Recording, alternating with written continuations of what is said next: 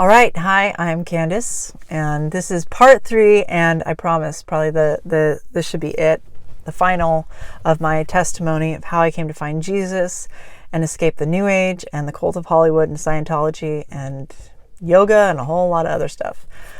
So we just left off. I started to have a crack in my faith in yoga somewhat, but in Tamado. Now, I mentioned that this was 2016 by this time. I had my second child, and the pregnancy was not as smooth as the first. I know I had a very difficult birth with the first, but a very smooth pregnancy. This time was the opposite. The pregnancy, I started to have some health issues, and it just was it was challenging. And I also went to Switzerland at this time for a second time with Tamado while I was in my first trimester of pregnancy, and that was interesting. I don't know that there's really anything to share other than that Tamado, one of the main focus. So I went to Switzerland the second time. I mentioned the Kabbalah. If anybody's familiar with Kabbalah and the Sephirot, or they call it the Sephirotic tree, it's like a diagram, and it's supposed to represent like the body of God. And one of the ways Tamado used it is, I wish I had a chart, but I don't really want to edit in a chart because that's going to be too much. That's going to be too time consuming. But there's a ball at the bottom, and it's called Malkut. And according to Tamado, this represented, in our physical realm, Earth. And so they would do these shamanic retreats for 2 weeks. And you would start in Malkut, where you explored and basically did initiations with the Earth. So I went for 2 weeks. We did initiations of the elements. So we did a water initiation, an earth initiation, an air initiation, a fire initiation. We did meditations, and we talked to the fairy divas and the trolls and the water spirits, and you just totally get in tune with the earth elements. And it's a real thing. I mean, you commune with trees. I mean, the earth is alive. The problem is that this becomes a form of worship all in itself. Now, of course, my teachers wouldn't say that and probably wouldn't look at it that way. In fact, I had a recent conversation via email with my teacher, and she said, she's not my teacher anymore, by the way. It was the email was to let her know that I had renounced all of this. But her defense to me was, we don't worship this. It's all a reflection of God. But I was there. I was doing it. And we never talked about God. We certainly never talked about Jesus. It's you get lost in you get lost in the creation, and you forget the creator. And I would love to make a separate video all about this, because again, I'm going to go way off on a tangent if I talk too much about it now. But the bottom line is, I believe, yes, what we see, the trees, the nature and stuff, they are a reflection of God. We are a reflection of God, but that doesn't mean that we aren't also fallen. We live in a fallen world. If you listen to any near-death experiences, the one overarching commonality is that people say, this is the dream world. What happens next is more real than you can even imagine. The colors, the brightness, the aliveness of everything is just, it's undeniable. Here, we're in a fallen world. We're but a shadow. That's what I believe. So it's a mistake.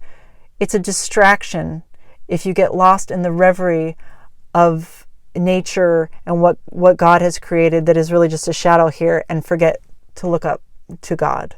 So that's all I'll say about that. But that's what was happening in Tamado. And that's what ultimately I saw was wrong with it. Not necessarily that it was evil. Whoa, crow just hit the car. I forgot something in the last video. I need to go back to this, because I mentioned that the sleep paralysis stuff started to happen, kind of kick up again around the time that I got involved in Tamado. And one time, a couple times it stand out. But so what happened was, one time I don't even think it was a sleep paralysis. I can't remember if it was like, this might have been a time that I was actually awake, but I was alone. This was before my child was born, and my husband wasn't there. But I was feeling scared or tormented. And because I had my sister, my Christian sister, when I was a child, she taught me the Lord's Prayer, and she taught me to say whenever I was scared, I plead the blood of Jesus over my mind, my body, and soul in the name of Jesus. So in times of desperation, even though I didn't believe in Jesus, I would say it, because it's like you'd pull out everything, it's like, oh, protection, white light, oh, Jesus, oh, like whatever, just help. And so this was one of those times that it was happening, and I said, I can't remember if I said that I plead the blood of Jesus, or I would just yell out Jesus.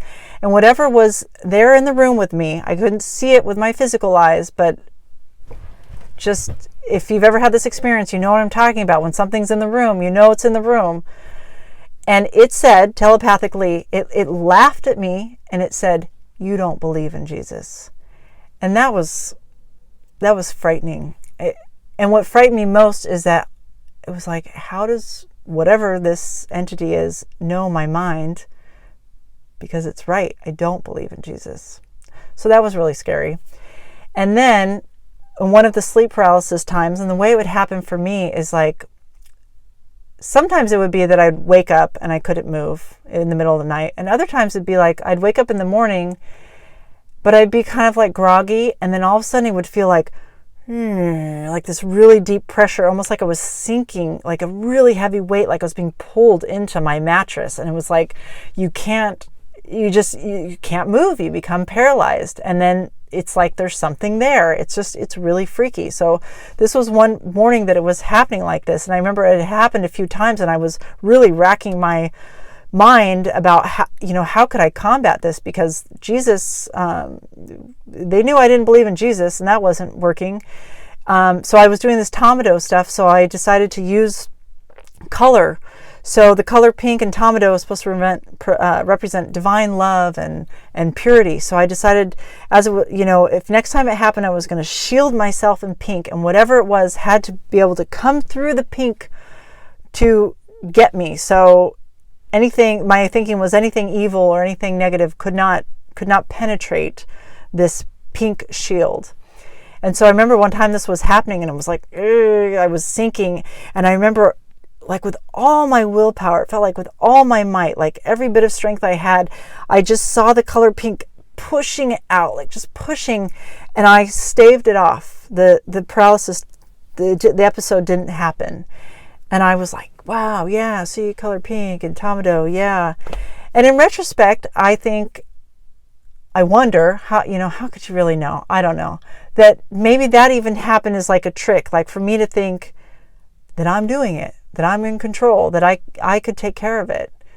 And then I had a strange experience after that, and this time something was coming and it was taking me out of my body, and this had never happened before. And again, it was like in the morning, like 8 o'clock in the morning, my husband was already up, and I started coming out of my body. And I remember I was like, oh my gosh, I'm having an astral travel experience. I've never had this. I'm going to go in the other room and look at my husband so I can know that this is real. And I remember something, and this felt like a more positive presence. It didn't feel ominous.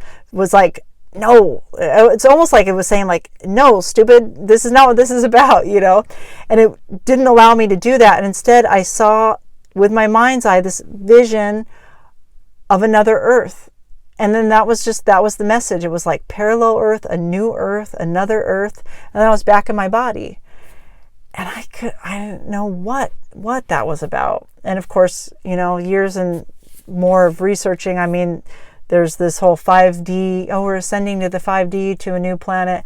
I know in the Bible it talks about the new earth. So I don't know where that came from. And I hope this isn't confusing to share this. But I think it matters if you believe in Jesus or not, if you're calling out for him to help you. I guess it depends on the situation. I don't know. A lot of strange things. So back to 2016. I'm in Washington. I've gone to Switzerland a second time. I've explained that. I come back. I have my baby, and I never really got completely over some of the health issues I was having, like headaches, and I had high blood pressure during my pregnancy, and I was still having it after I had the baby, and it was very concerning, and it was just a difficult time. And so I started kind of going down extreme health path of eating mostly fruit and taking herbs, and I got into hot yoga because I wasn't sweating where I'm living, and I really like the heat. So I got really into the Bikram style hot yoga, and I even started teaching that, and I was just kind of like, again, really working hard to bring myself out of what always felt like a hole I was digging myself out of. But definitely had periods of just, I started experiencing anxiety like I had never experienced anxiety before, and started experiencing depression. Now, of course, I had a baby, and this is common for, women to go through postpartum. So I didn't think that it was necessarily weird. And then also I'm living in Washington, which is very common to just hate the weather, which I do often, mostly because you don't see the sun and you start to go crazy.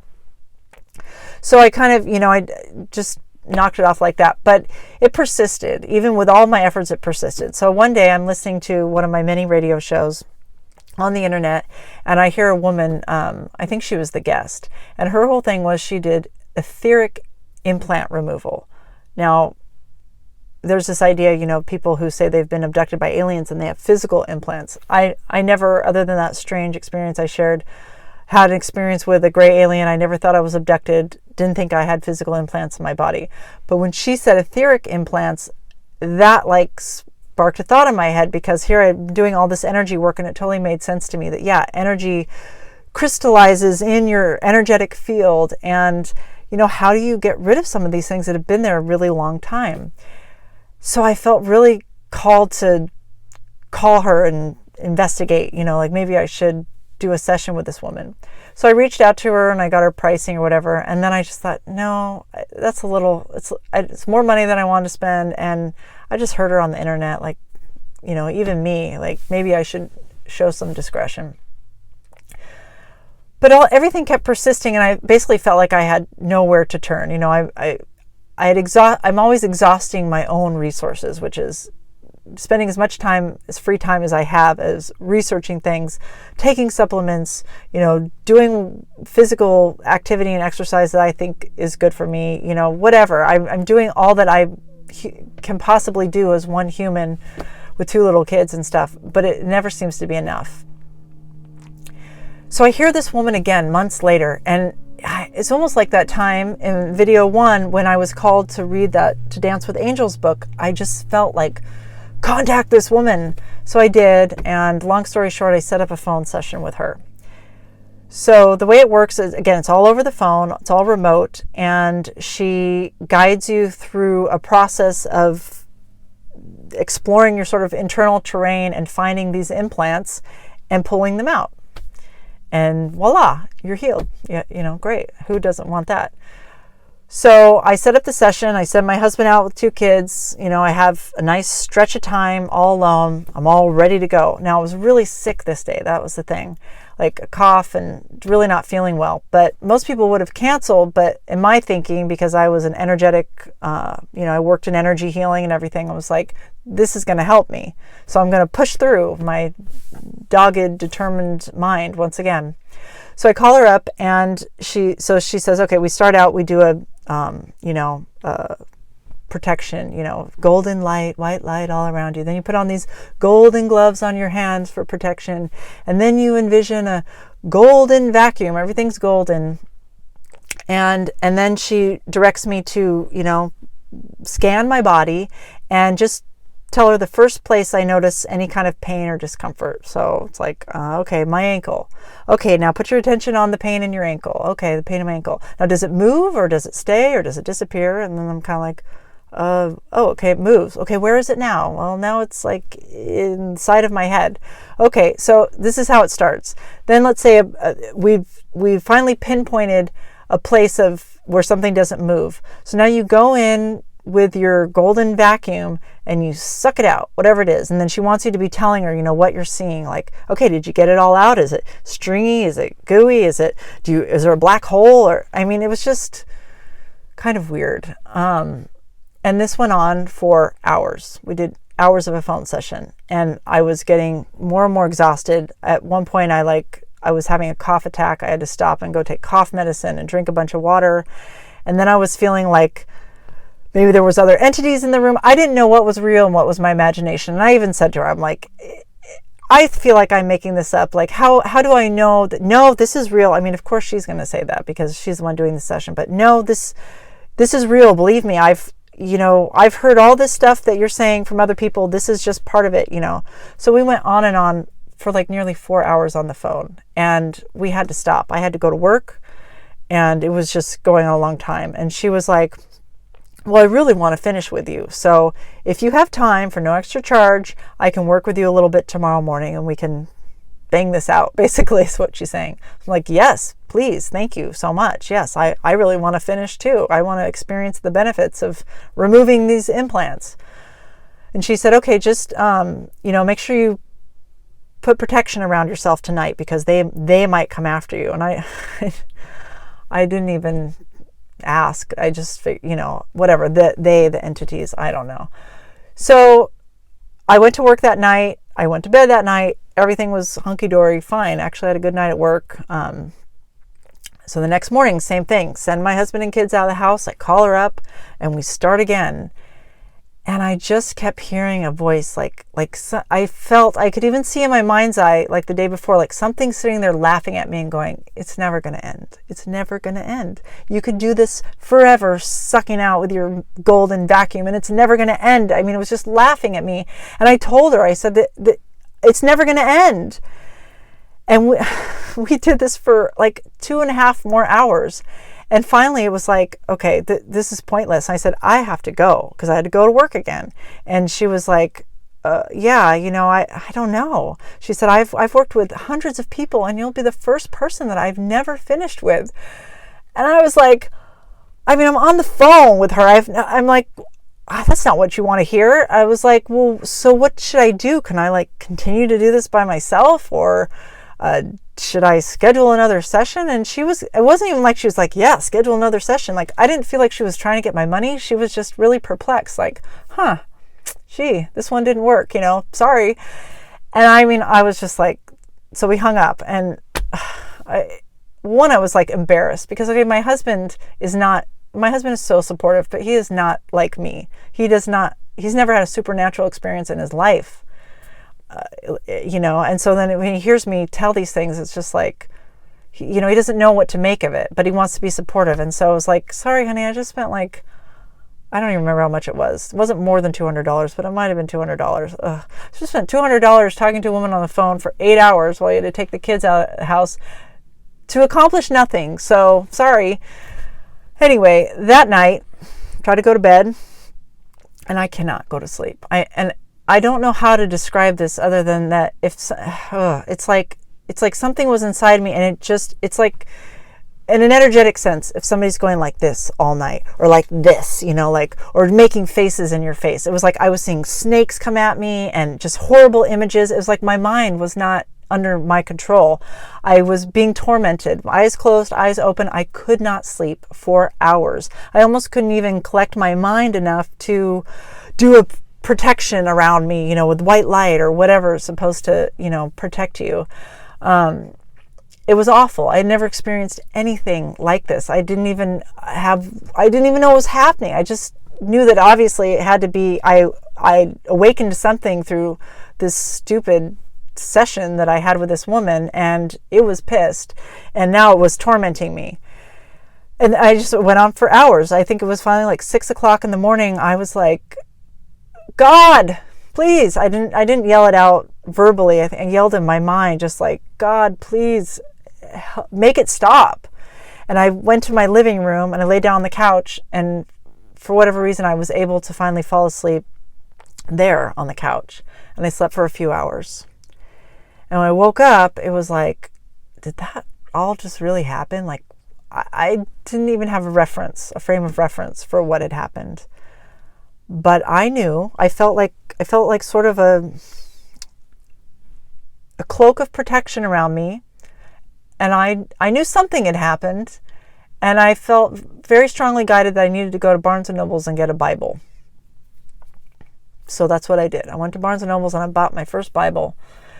And I just felt like maybe I just need maybe I need to become religious. Like maybe it's time I really believe in God, like the God of religion, because the God that I have been entrusting in has been majorly messing with me. Like I don't feel protected at all. My life is a mess. I need to read this Bible because I have totally rejected the Bible. I've never even read it. I claim I'm somebody that wants to know for myself, and yet I'm a fraud because I didn't want to know the Bible because I thought I already knew it from everything that I had heard and, gathered from other videos and other texts and from other people, and I knew. But did I know? I never even read the Bible. So that is what was my motivation. So I went and got the Bible. And I felt very pious now. I'm like, yes, oh, good. I have a path. And I sat down with my pen. I started reading it. And I got immediately angry. I was like, I started Genesis. This is why I had watched a lot of videos, particularly about Genesis and the origins of humanity and just all the contradictions and things that didn't make sense. And I'm reading how, I don't even know if it's Moses or it's the guy before Abraham and his sons being directed to build this temple, basically, and nobody could come into the house of God but certain people. And I'm like, I feel like this is the priesthood. This is like the Catholic priesthood, which I totally don't agree with. And I really tried to read it, and I just didn't understand, and it triggered a bunch of things in me, and I put it away. And then that was that. And life went on. And because I was feeling depressed, like I have no path, and what am I doing? And the sound healing, I've invested all this time and energy. I can't even get a workshop going because I just don't have the time or the energy and the interest. I know I'm going to make a YouTube channel, and I'll be able to share all my wisdom on YouTube.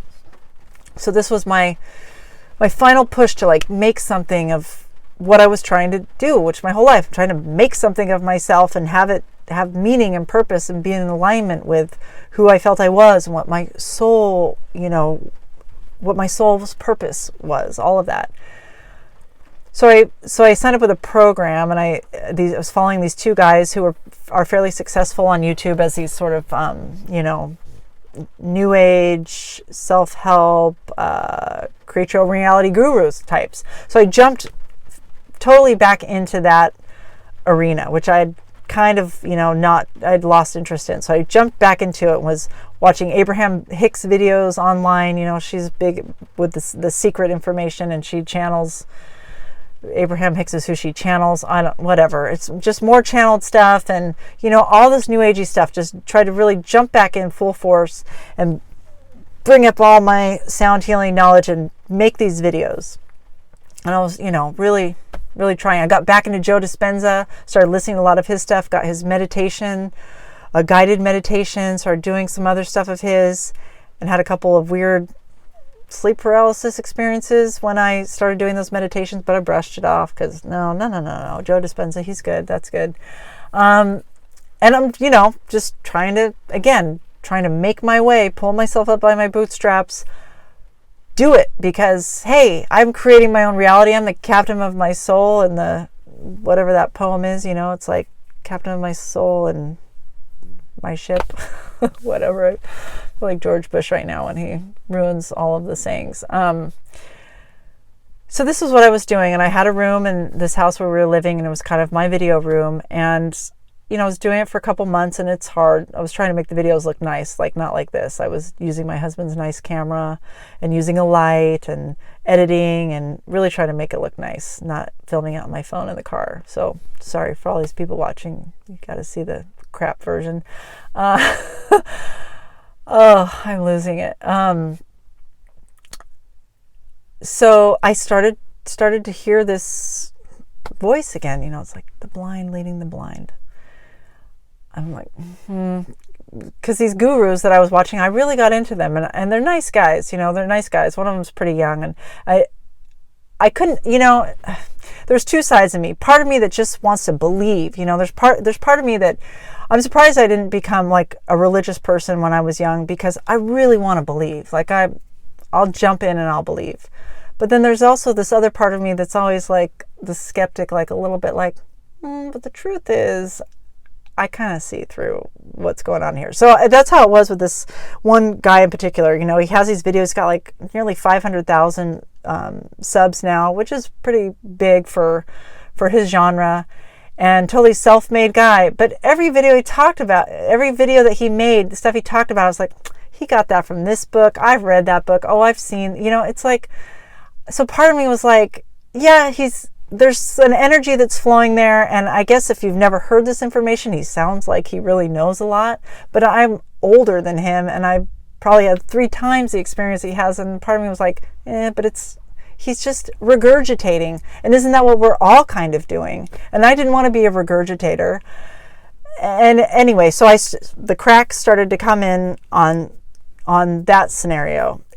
But I felt like this was my last chance. This was my last chance to put all my passion and energy and stuff that I had spent so much time, years of my life interested in, and make it mean something. That was really what I was that's what I'm trying to do. I'm trying to mean something in the world. I'm trying to find my purpose and make it count. And notice how I'm saying I'm. It was me, and I'm going to do everything, because that's what I've learned. I mean, come on, if you don't make it, it's because you're crap. If you have trouble in life, well, it's your fault. If you have cracks, if you feel low, if you have an illness, you created that. You're you. It's all you. So when somebody's doing well, that's all them too. Man, I want to be somebody that's doing well, not somebody whose life is falling apart.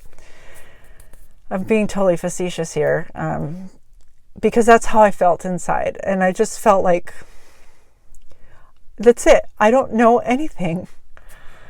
I don't know anything. Everything I've ever tried has failed.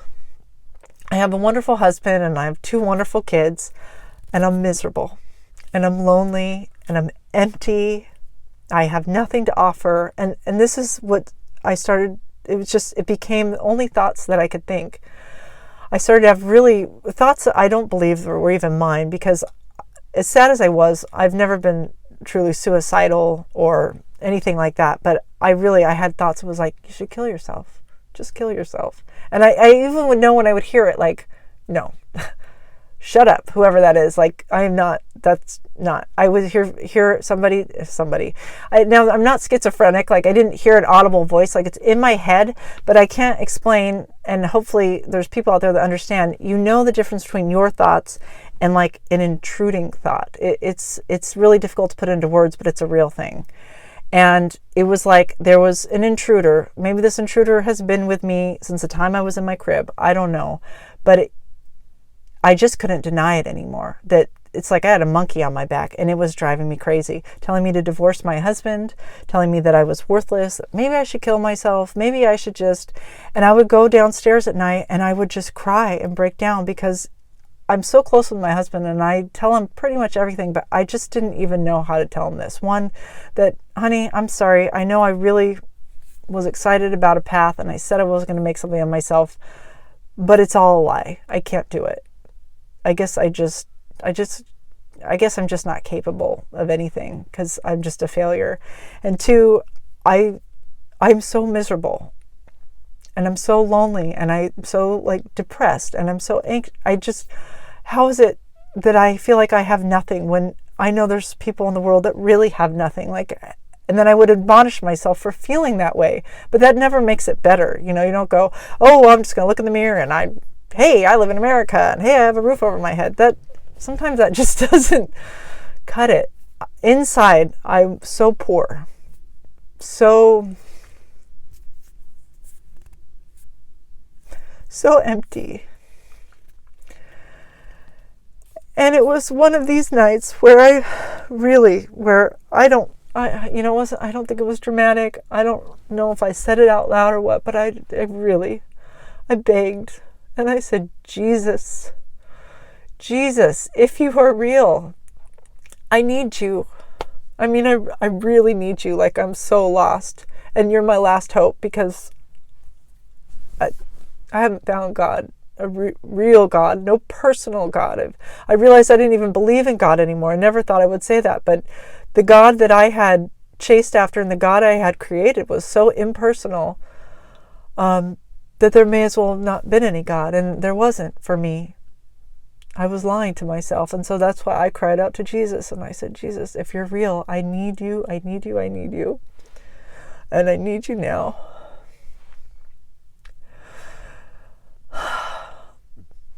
And the most amazing thing happened. He answered me. He didn't answer me with his voice, and I didn't see a vision, but I felt him.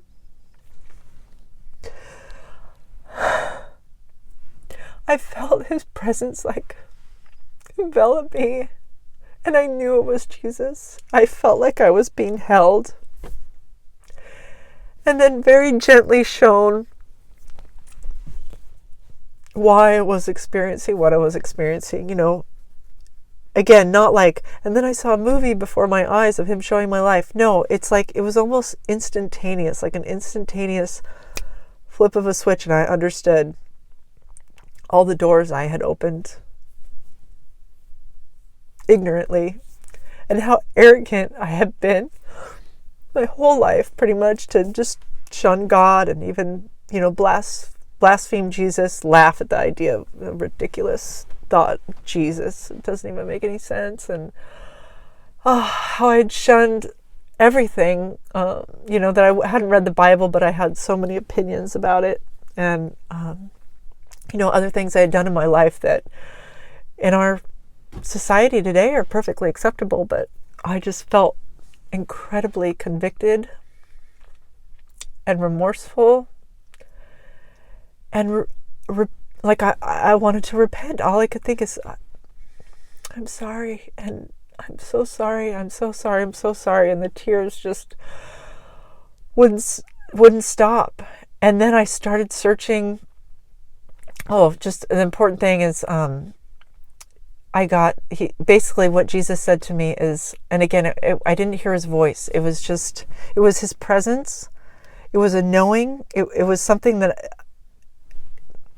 I thought of this earlier in Philippians, I got my Bible because I did think of this. Philippians 4.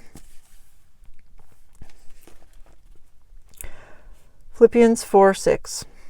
Do not be anxious about anything, but in every situation, by prayer and petition, with thanksgiving, present your request to God. So I feel like that's what happened is, I was beyond anxious. I just felt so empty, and I called out to God. And it says, and the peace of God, which transcends all understanding, will guard your hearts and your minds in Christ Jesus. And I feel like that's what happened. That's what happened, is it really surpasses all understanding. And there's no way that I can really do justice to describe it. It's just what happened is I felt the presence of Jesus, and he said, seek me now. And he wasn't angry, and he didn't make me feel like crap or guilty. And when people see this is the problem, religion versus personal relationship with Jesus, because religion has created all kinds of things, and people's idea of religion has created all kinds of ideas about, you being punished and judged, and how weak to need a savior. And it's not that, but you have to have this personal experience that I just don't know how to describe it beyond what I have. So that's all I can say. But it was an instantaneous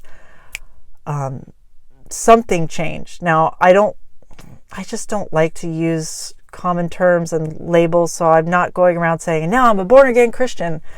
I'm even hesitant to call myself a Christian, because to me it's a label with a lot of connotations. I just know in that moment what happened was I knew without a doubt, oh my Lord, Jesus is real. Jesus is who he says he is, and I need to be following Jesus. And all this other stuff is not real. It's a distraction. It's a deception. It's I have to renounce it. So for like 3 days, I started searching, Jesus and testimonies online. I had never really searched this stuff before, so I was amazed to see there's so much there. And I watched tons and tons, and it really fed me. And I mean, there's some amazing testimonies, and I would really love to have a video where I talk about some of them, leave the link so if it helps other people find them, because there's some that just blew me away. And you just know when people are telling the truth.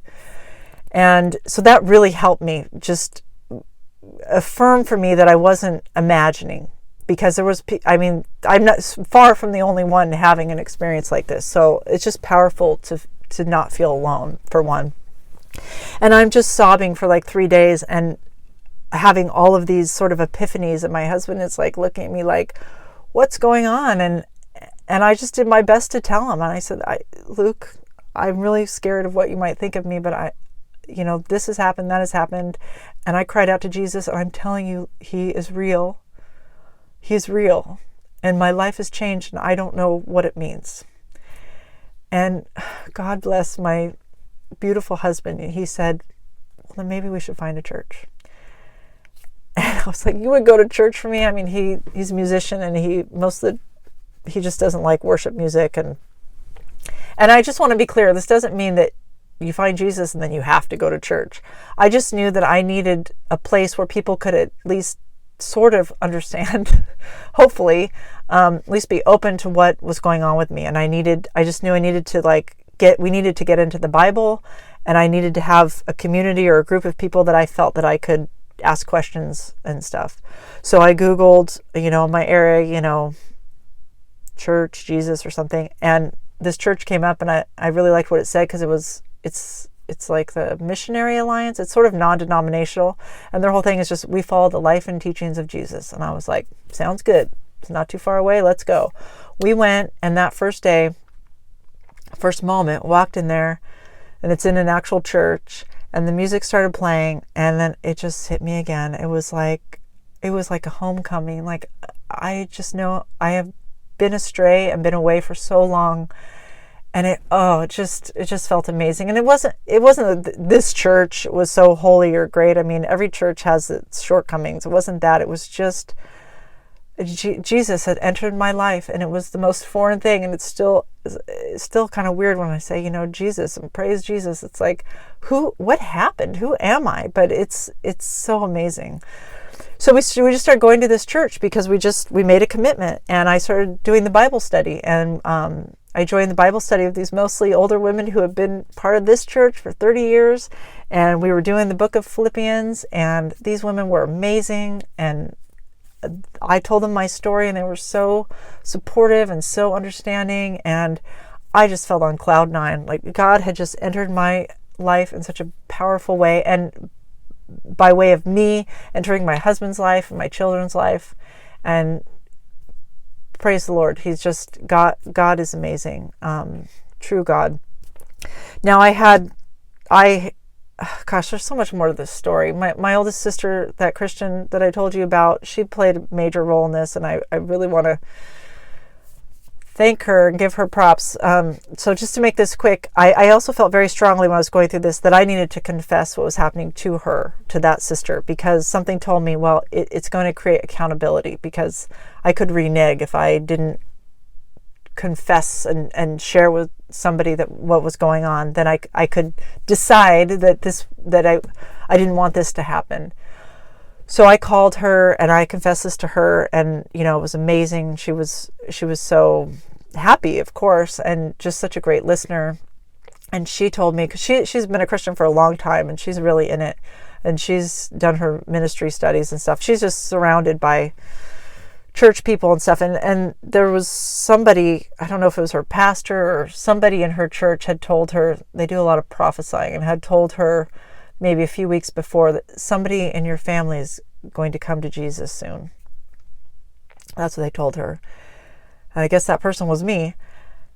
And then shortly after that, when I was telling, I also told my sister a lot of the stuff that I've shared on this video about how I've just felt that this dark presence, and how I've gone, I've just opened doors.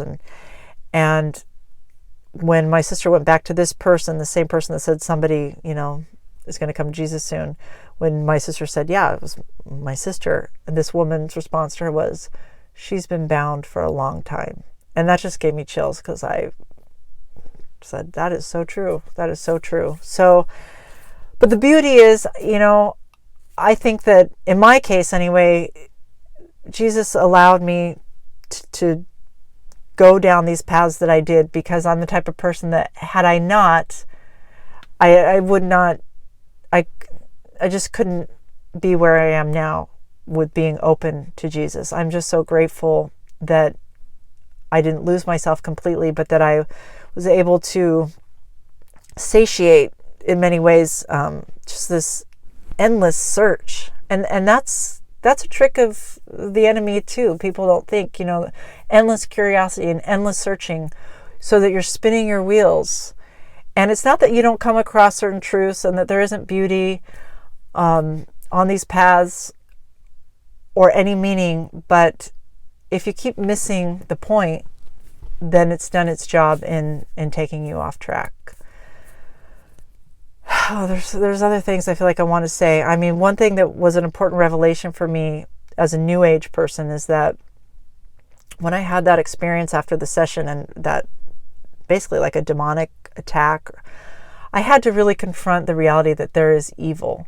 Because if you're an ex-New Ager type person, I mean, it's all about love and light, and the devil, it's just, silly construct of mankind and those religious people that keep the masses in control. Or as in Tamado, it was the dark exists, but we don't talk about it because we want to give power to it, which is why I never talked to my teachers about what was going on with me, which is why I'd call some woman up on the internet and do that, because I didn't even trust or feel welcomed with my teachers, who I had spent 6 years, them mentoring me and everything, to talk about anything dark happening. And that's another problem with our society at large that leads people down all these paths, is that nobody's allowed to have anything wrong with them, because God forbid something's wrong with you, because then you're a loser. Then, you're just, somebody's going to shame you or make you feel guilty or less or whatever. And the whole point is that we are broken. And when you fall to your knees in that brokenness, that is when you are ready for God. And that is what is so beautiful. And that, I don't know the exact passage, but I know that there's a part in the Bible where, he says that's why those who lose their life gain their life, because this life is not what we should be aiming for. And that's the biggest problem. That's the biggest trap, I think, of the New Age and the create your own reality, is that somewhere it's playing off this idea that this life is where it's at. You got to be beautiful, you got to be healthy, you got to be rich, you got to be successful, you've got to have it all, material, but still be spiritual, because you have it all. And it's like, that is a totally bogus. It's a trap. It's a trap. It's a trap. It's a trap. It's a trap. It's never going to happen like that. And that's why I think, it's harder for a rich man to enter the kingdom of heaven than a camel to go through the eye of a needle. Because if you have it all, you're not even going to think about God or heaven. Why? Because you have it all right here. And that's what, oh gosh, I could go on a whole tangent, but that's what the crazy Satanists, elite, are they reptilians? I don't know. The demons, that's what they're living for, because their light is done. They don't have the light. They're not going to get to heaven. So they're trying to extend this time here in this world, and they've gotten into the minds of us that this is where it's at. And it's a lie. It's a lie. Now, I'm not saying that you don't care about your life at all. I'm not saying that you diminish what God gave you, but you live for Jesus. You live for God, not for yourself. Oh, I'm sorry if I'm totally now I'm preaching. I got to end it here, but I pray to God that people receive me, that you really hear through my inarticulations and rambling, you really hear the message. I mean, the message is, here's somebody who was so lost, so arrogant, so ignorant, thought, didn't hesitate to walk down any path if I thought it was going to lead me to knowledge and wisdom, and I thought that this was God, and it all just proved to be empty. And then I found the true God. And that's a beautiful thing. And I'm so grateful. I don't I don't care. I threw away my books. I gave away my tuning forks. I did some work with a minister trying to release strongholds. I don't think that I'm through with that yet. One of the things it says in the Bible, is that when you have this born again experience, you have a new mind and a new heart. I still have a battle in my mind. The old me is still there. So I'm just speaking from my own personal experience, but something fundamentally changed, and that's that I can't deny Jesus. Do I have my days when I doubt? Yes. And it hasn't even been that long. I mean, it hasn't even been a year. Do I want to fall into my old ways? Yes, but I can't. I don't think that I ever truly will, because something is just fundamentally shifted. And that's part of giving this testimony. It's a larger confession. Now I'm not confessing to my sister on the phone. It's therapeutic, yes. It's good feels good to just, I don't think I've ever done this, like, or sat down and just shared my story chronologically like this. Feels good, but just to know, even if there's a handful of people out there that see this and can relate, and it inspires something in them, or it confirms something that God really wants them to know, or it helps them wake up to whatever nonsense they're trapped in, whatever, then that's great. And again, praise Jesus. So thank you so much for watching. I do plan to do more videos, because I feel like there's just a lot of things I'd like to share, a lot of insight. And as long as I feel that this is God's will for me, and that there's a purpose in Him to do this, I will do it. So if you want, subscribe. I'm not, unlike before when I was doing my YouTube, I'm not doing this to make a career out of it or for money. Mostly just as a way of connection, to stay connected to God, actually, and what's happening with me. And because I'm a person that needs to communicate and express, it's a form of self-expression, and it feels right. So there it is. There you have it. God bless you, and until next time, take care.